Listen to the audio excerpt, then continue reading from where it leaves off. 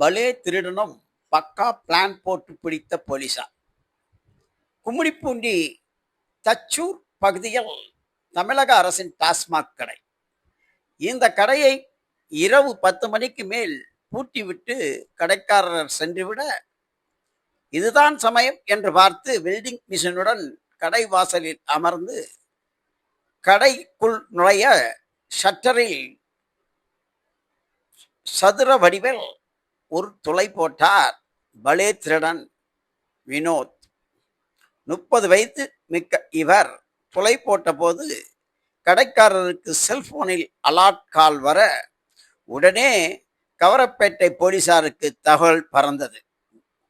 உடனே ஸ்பாட்டுக்கு வந்த போலீசார் பக்கா திருடன் போலீஸ் வருவதை பார்த்து நலிவிட பார்க்க பக்காவாக பிளான் போட்டு பிடித்தனர் போலீசார். இதையடுத்து வினோத் கைது செய்யப்பட்டு புழல் சிறையில் அடைக்கப்பட்டார்.